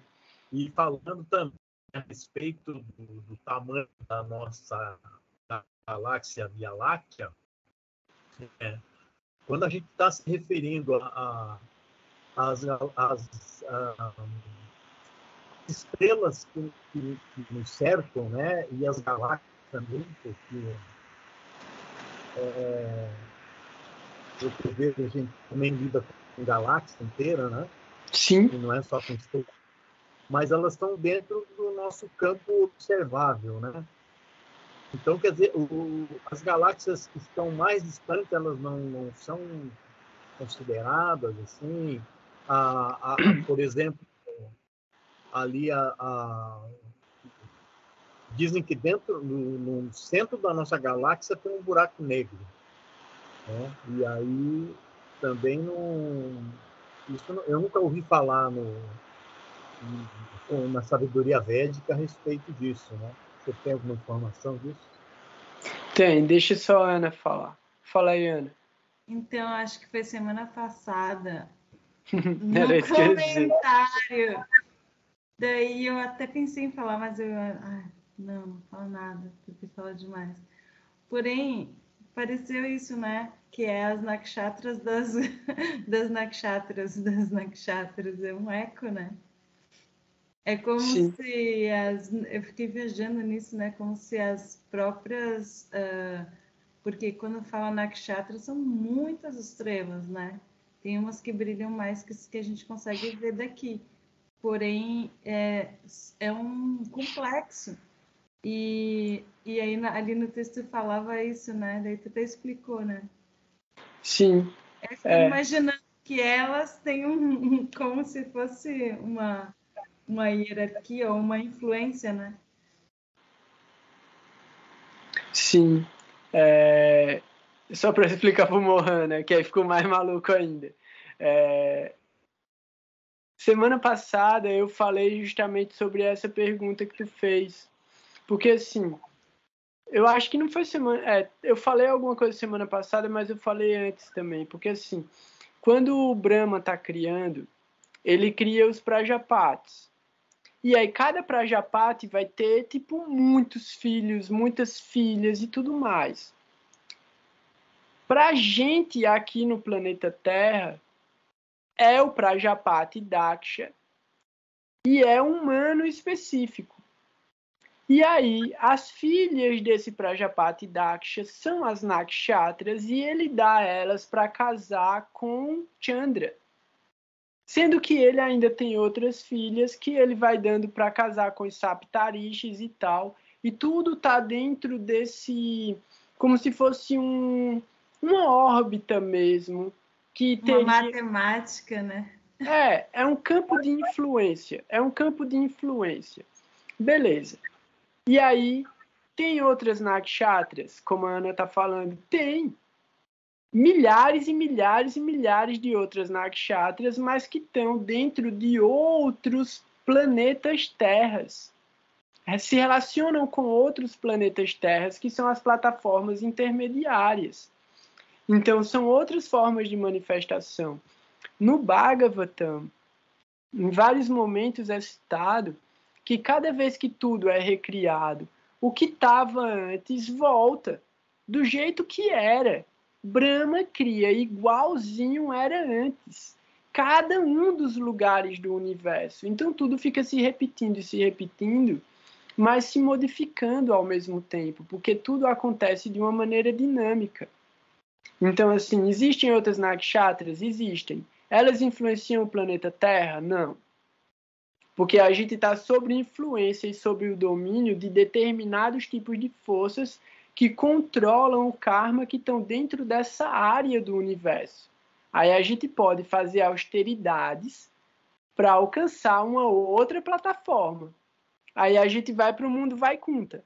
No mundo Vaikunta, não vamos para o mundo Vaikunta, não. Vamos para um mundo intermediário, tá ligado?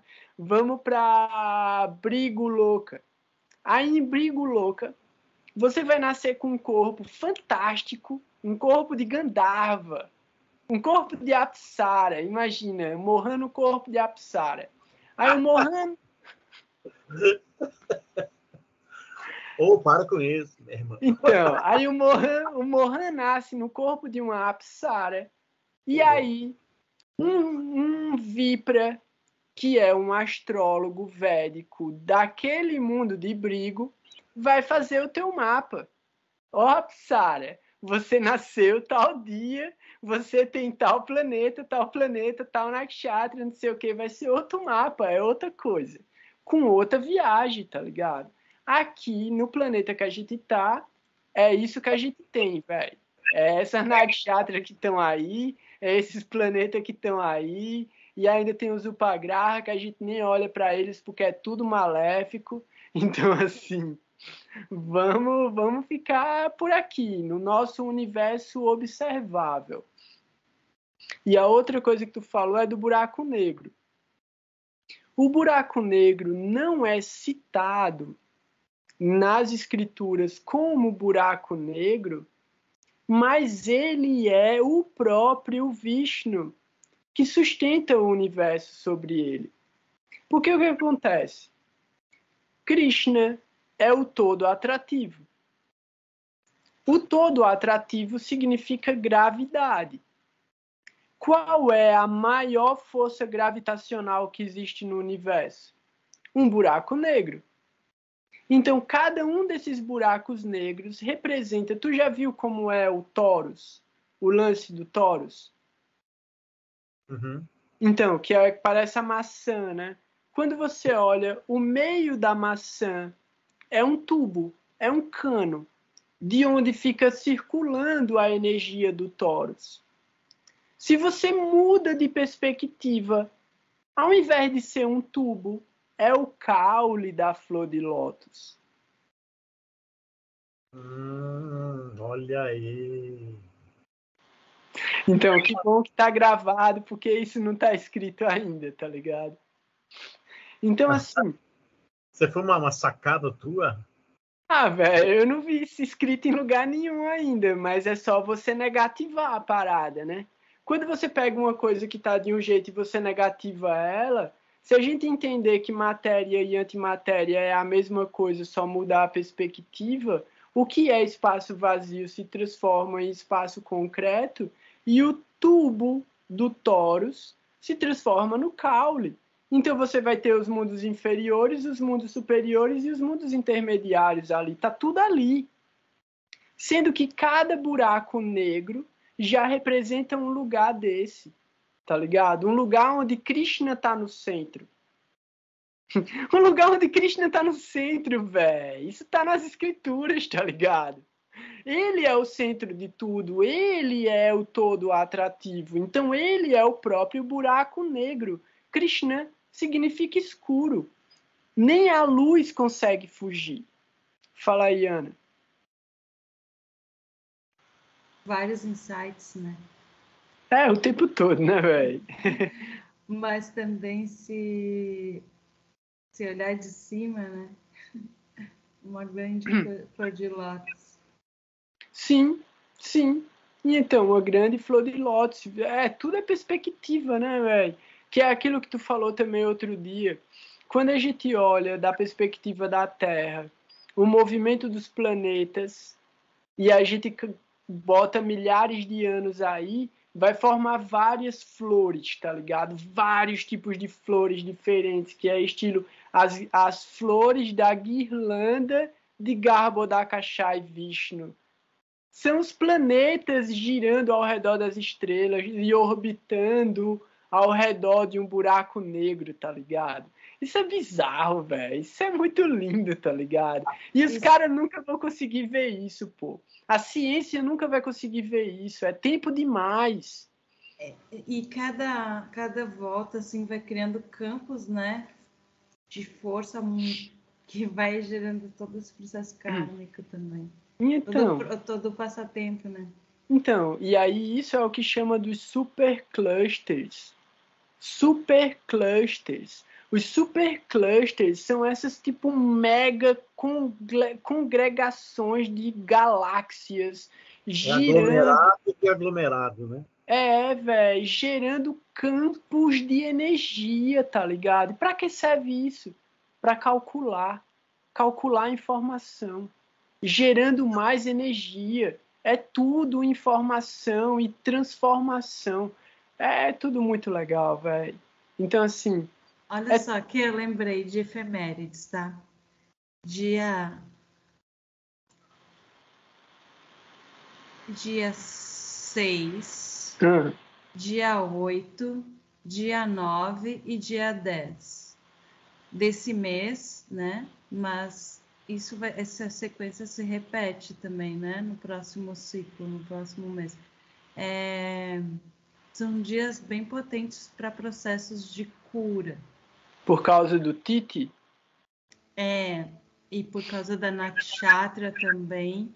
E olha só, no dia 9 e no dia 9 vai estar Vênus e o Sol em Asta.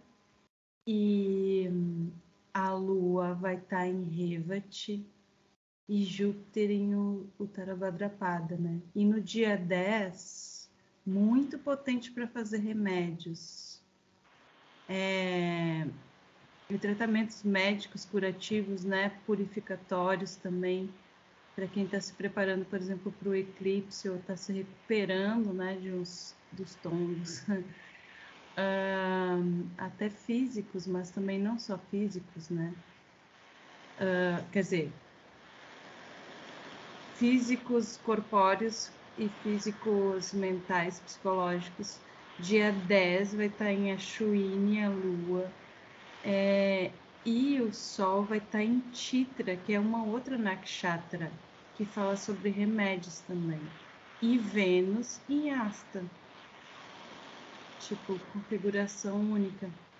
Boa. Massa. Se quiser depois colocar no grupo isso, pode ser interessante. Porque aí a gente pode desenvolver mais na semana que vem, mais cedo também. Então, vamos nessa, galera. Tá meio tarde já. Diz aí, mano. Para acabar de completar, você disse que entrando esse mês aí, o bicho ia começar a pegar, né? Uhum. Já aconteceu na minha vida uma mudança terrível, uma coisa assim que eu não gostei. Eu não costumo reclamar, mas eu fui transferido de uma secretaria que eu trabalhava aqui na prefeitura para um lugar assim meio que infernal ali, né? Para trabalhar junto com umas inimigas que eu já tinha feito, né? Logo 3. tem logo 3, assim, cara.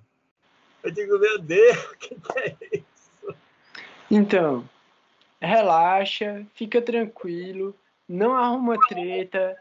Pelo contrário, aproveite que você tá aí e seja um Mohan bonzinho, que faz amizade com todo mundo, resolve esse karma com essas bruxas, que tu vai vazar daí rapidinho, velho. Agora, se você não resolver, você vai ficar amarrado na Babilônia. Essa é a chance que você tem de se livrar dessa caverna do dragão. Então, assim, agradeça pela oportunidade de se livrar de 3 karmas de uma vez só. Pense bem nisso. Você foi para o inferno para liberar 3 almas para poder voltar para a sua vida espiritual de volta. Uhum. Isso. Isso eu tenho consciência, mas que me enche o saco, enche. Então, ó aí, você já sabe o que é que tem que desenvolver. Fala aí, Ana. Chega lá, tá pago. Não, mas não é isso, é porque nem aconteceu os eclipses ainda, então fica bem tranquilo que pode tudo se transformar, muita coisa pode se transformar, entendeu? Tipo... Qual é o dia do primeiro eclipse aí? Dia 25 de outubro, e o segundo... Bem no dia que eu tô voltando aí, ó. E o segundo no dia 8 de novembro, então tem muita água para rolar, para te ficar preocupado agora. Isso é só o previously da parada. Isso é só Mohan.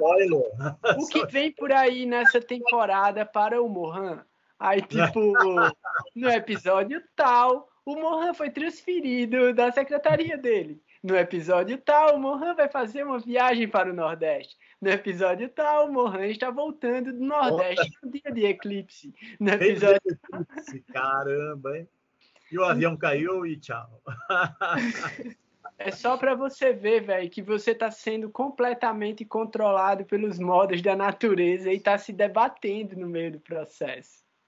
Não, o segredo é não se debater, porque tem as águas vão rolar, os ventos vão soprar. Fica de boa, libera. Se veio, libera. Se caiu na rede, joga de volta no mar e canta Hare Krishna. Ó, galera, valeu, minhas reverências, um grande abraço para todo mundo. Por favor, me perdoem pelas minhas ofensas. Todas as pessoas que se sentirem ofendidas por qualquer coisa que eu falei hoje, por favor, me perdoem por essas ofensas. De jeito nenhum eu quis tirar onda com ninguém, nem ofender ninguém. É tudo um lila eterno. Menos ainda as bruxas. As bruxas, os sannyasis, ou quem quer que use açafrão e se sinta ofendido. É isso aí. Vamos ouvir Gurudeva Kripa Bindu Dia. Amanhã a gente volta para o estudo do Bhagavad Gita e vamos continuar com a nossa batalha santa de todos os dias. Fala aí, Mohan. Não, é só para dizer tchau. Ah, entendi. Vida longa e próspera.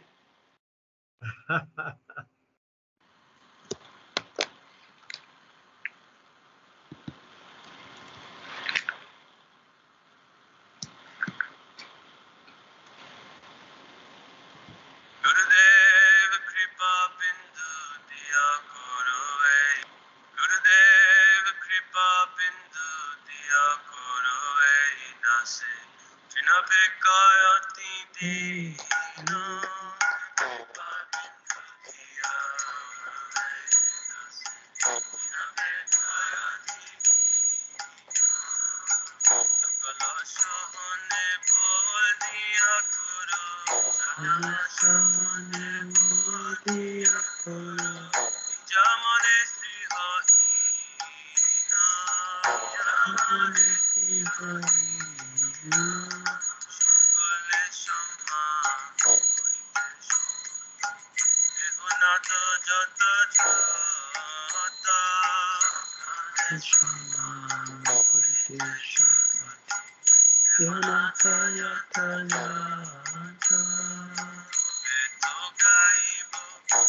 Nama Sukhe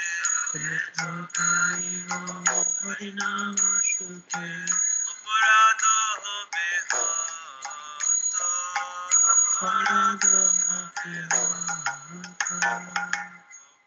হেন কৃপালু জয় তত হইবে না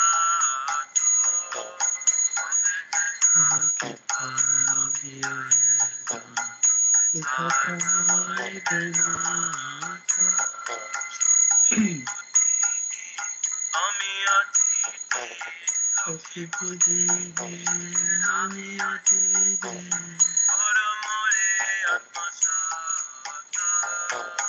পরমরে যত বিচারে কিছু নাহি পাই তোমার করুণা সার বিচারে কিছু নাহি পাই তোমার করুণা সার করুণা না হইলে কাঁদিয়া প্রাণ না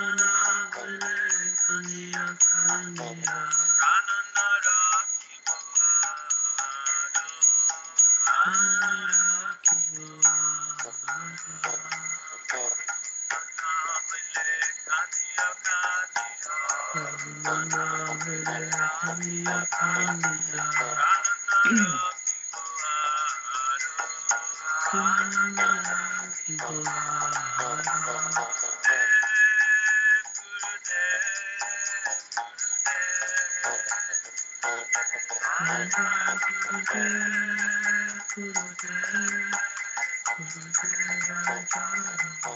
জয় জয় গুরুদেব